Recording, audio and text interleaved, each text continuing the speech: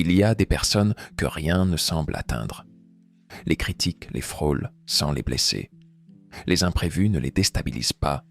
Et même dans le chaos, elles gardent un calme presque irréel. Ce n'est pas qu'elles sont insensibles. C'est qu'elles ont compris quelque chose que la plupart ignorent. Le véritable pouvoir ne se trouve pas dans le contrôle du monde, mais dans la maîtrise de soi. Et si la clé de la paix intérieure n'était pas dans ce qui vous entoure, mais dans ce que vous tolérez en vous? Si après ce que vous allez entendre, plus rien ni personne ne pouvait vous affecter. Un point d'ancrage invisible. Tout commence par un frisson, une phrase lancée à la volée, un regard qui juge, un silence qui pèse, et sans que vous sachiez pourquoi, quelque chose en vous se tend. Vous êtes atteint. Mais pourquoi? Pourquoi ce monde extérieur, qui n'a rien de personnel, réussit-il à glisser une lame sous votre peau? La vérité, c'est que la lame était déjà là. Le monde ne fait que l'activer. Il ne s'agit pas ici d'une faiblesse. Il s'agit d'un mécanisme profondément humain, celui de la projection. Vous croyez que les autres vous blessent, que les situations vous écrasent, que la vie vous défie. Mais en réalité, tout ce qui vous atteint s'accroche à un point précis à l'intérieur de vous. Un nœud non défait, une blessure mal cicatrisée, une attente que vous n'avez jamais remise en question. Carl Jung avait compris cela mieux que quiconque. Il ne disait pas que le monde était cruel ou qu'il fallait s'endurcir. Il disait simplement que nous sommes les miroirs de nos propres conflits. Ce qui vous heurte, ce n'est pas l'autre. C'est ce qu'il réveille en vous. Un mot comme « raté », lancé par un inconnu, n'a aucun pouvoir, sauf si une partie de vous craint que ce soit vrai. Et c'est là que tout bascule. Car comprendre ce mécanisme, c'est récupérer un pouvoir immense, celui de ne plus être manipulé par l'extérieur, celui de redevenir maître de vos états intérieurs. Vous n'avez plus besoin de changer le monde. Vous avez besoin de comprendre pourquoi il vous touche là où il vous touche. Il y a un point d'ancrage invisible entre vous et ce qui vous affecte. Et ce point est en vous.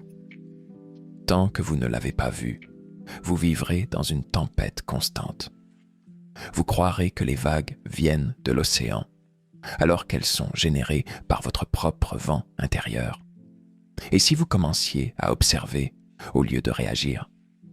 La prochaine fois que quelque chose vous atteint, posez-vous cette question. Qu'est-ce que cela touche en moi?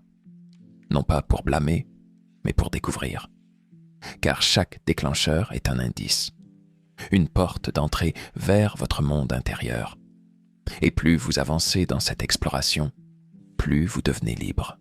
Pas froid, pas fermé, juste libre, inébranlable. 2. L'erreur de vouloir maîtriser le monde. Tu t'épuises sans même le voir. Tu veux tout contrôler, ce que les autres pensent, ce qu'ils disent, ce qu'ils font. Tu veux anticiper la trahison, éviter l'échec, forcer la vie à t'aimer comme tu le mérites. Mais la vie ne marche pas ainsi. Elle n'obéit pas à tes attentes. Elle ne te doit rien. Et pourtant, tu persistes. Tu veux que ton patron te respecte. Tu veux que ta relation soit stable. Tu veux que le monde suive un script que tu n'as jamais cessé de réécrire.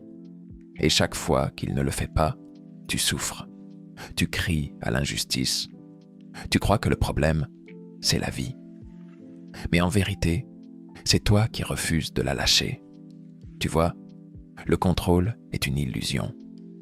Plus tu veux contrôler, plus tu perds le peu de paix que tu possèdes. Tu es tendu, nerveux, sur le qui-vive. Tu cherches des garanties dans un monde qui n'en donne aucune. Et tu t'étonnes d'être brisé quand le chaos revient. La liberté ne vient pas du contrôle. Elle vient du lâcher-prise. Non pas de l'abandon, mais de la reconnaissance. Tu ne peux pas dicter l'extérieur, mais tu peux choisir ta réponse. Tu peux décider que, quoi qu'il arrive, ton centre restera intact. C'est là le véritable pouvoir. Regarde ceux qui traversent les tempêtes sans vaciller. Ce ne sont pas des gens qui contrôlent tout. Ce sont des gens qui n'ont plus besoin de le faire. Ils ont compris que la seule chose sur laquelle ils ont une emprise, c'est eux-mêmes. Troisième, l'ombre qui parle. Imagine un théâtre intérieur. Sur scène, ton sourire, ta force, ta confiance. Dans les coulisses, une silhouette. Elle parle à voix basse.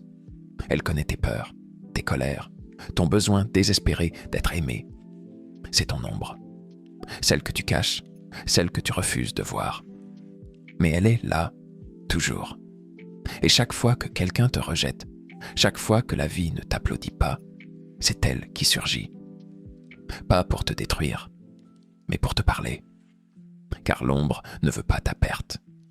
Elle veut ta vérité. Elle veut que tu la reconnaisses, que tu l'écoutes, que tu cesses de faire semblant.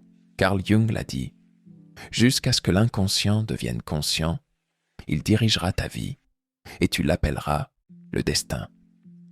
Ce n'est pas la vie qui est cruelle, c'est ton inconscient qui t'appelle. Et tu refuses de répondre. Chaque réaction violente, chaque blessure qui se rouvre, est un message de cette part de toi qui attend d'être embrassée. Tu ne guériras jamais en fuyant ce que tu ressens. Tu guériras le jour où tu oseras rester avec l'émotion, sans la fuir, sans l'étouffer, sans l'expliquer. C'est dans l'ombre que naît la clarté. C'est en descendant dans ta douleur que tu retrouves ton pouvoir. Tant que tu crois que les autres te blessent, tu restes prisonnier. Mais le jour où tu comprends que chaque blessure est une voix intérieure, un signal, alors tu commences à guérir. Et à ce moment précis, plus rien ne peut t'atteindre. Quatrième détachement, ou l'art d'être intouchable. Tu as confondu le détachement avec l'indifférence. Tu penses qu'être fort, c'est ne plus rien ressentir. Tu crois qu'un esprit puissant est un cœur fermé, mais tu te trompes. Le détachement véritable, c'est tout le contraire. C'est ressentir pleinement, sans être dominé. C'est observer la tempête, sans te perdre dedans. C'est écouter la critique, sans en faire une vérité. Ce n'est pas refuser la vie, c'est l'accepter tellement profondément que rien ne peut plus t'ébranler. Tu vois, les émotions sont comme les vagues. Elles montent, elles redescendent. Mais toi, tu n'es pas la vague, tu es l'océan. Ce que tu ressens n'est qu'une expression passagère. Tu n'as pas besoin de t'y accrocher, tu peux simplement laisser passer. Plus tu t'identifies à l'émotion, plus elle te contrôle. Moins tu t'identifies, plus tu observes. Et dans cette observation naît une paix que rien ne peut voler. Tu n'es pas froid, tu es libre. Tu ne te coupes pas des autres. Tu choisis ce qui entre et ce qui reste. Le détachement ne t'éloigne pas du monde. Il t'y ancre avec lucidité. Il te permet de vivre sans être esclave, d'aimer sans te perdre, de perdre sans te briser. Et quand tu atteins ce point, tu n'as plus besoin de te protéger du monde. Tu es devenu plus vaste que lui. 5. Le miroir de la vie. Regarde autour de toi. Le monde te parle, à chaque instant. Pas avec des mots, mais avec des reflets. Chaque interaction, chaque conflit, chaque événement est un miroir. Et ce miroir ne ment jamais. Tu crois que cette personne t'a trahi? Non. Elle a révélé ta peur d'être abandonné. Tu penses que cette critique t'a blessé? Non. Elle a réveillé ton besoin d'être reconnu. La vie n'invente rien. Elle te montre ce que tu portes déjà. Tu peux passer ta vie à casser les miroirs, à fuir les gens, à éviter les situations. Mais tant que tu ne changes pas le reflet, rien ne changera vraiment. Parce que le vrai changement, c'est intérieur. C'est là que se trouve ta liberté. Carl Jung l'a compris. Le monde est neutre. Ce n'est qu'un écran sur lequel tu projettes tes propres films. Tu peux le colorer de peur, de colère, de rejet.